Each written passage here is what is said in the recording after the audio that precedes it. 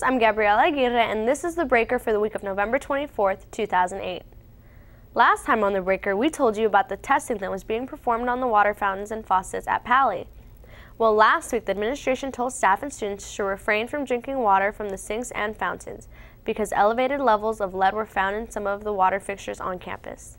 The LAUSD believes that the lead is coming from the fixtures and not the pipes, which means that only some fountains are going to be shut off and eventually replaced. The water is said to be safe for washing and other uses, just not drinking.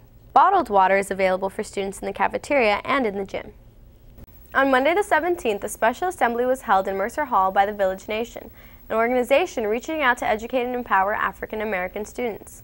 The assembly was led by the founders of the Village Nation, Luke Fluker, Andre Chevalier, and Bill Payton. The focus of the assembly was the use of the N-word.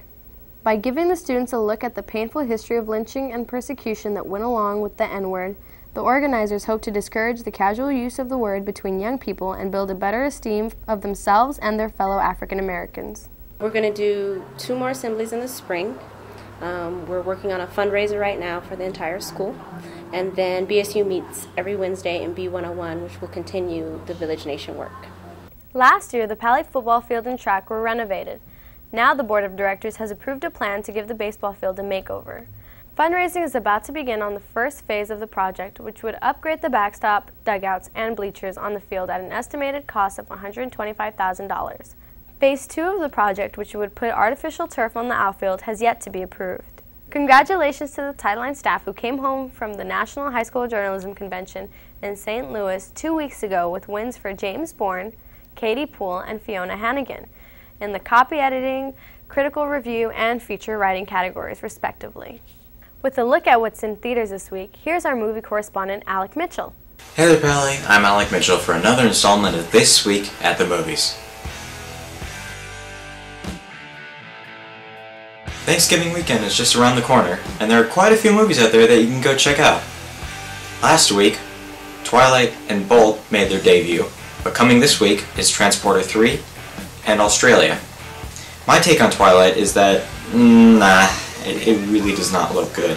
I mean, first of all, the story is totally preposterous about a vampire and a human love story and the family. I think that's so redundant, so recycled, and cheesy. My take on Bolt is, it looks okay. I'm gonna go check it out just out of curiosity. Either it can be really good or really bad. They just need to know how to play their cards right for everyone to enjoy. Transporter 3, of course, I'm gonna go see that. That looks like pure fun B-movie action. I love the first 2 films, and I'm really excited to see the third one.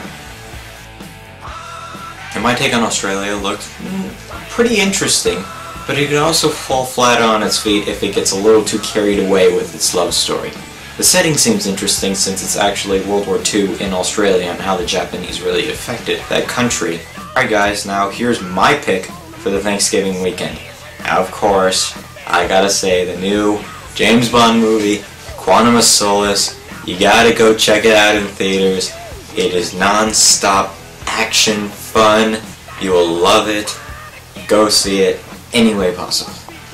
Well, that's all the time I have for this week. I'm Alec Mitchell, and I'll see you later. Thanks, Alec.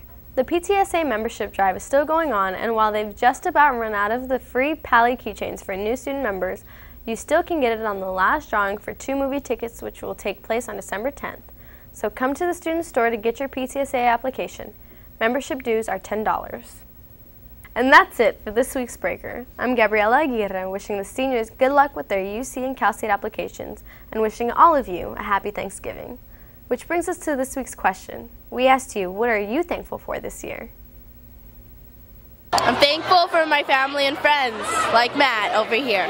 I'm mostly thankful for California cheese because it's better than most cheeses around here. I'm thankful for my life and my healthy family and my very good friends. I am thankful for iPods. Like, really, without an iPod, you would have to have those huge CD stuff where you have to keep on refilling it with CDs. iPods can hold up to 1 million songs, and really, that's the bomb. For everything that my parents gave me, and for money.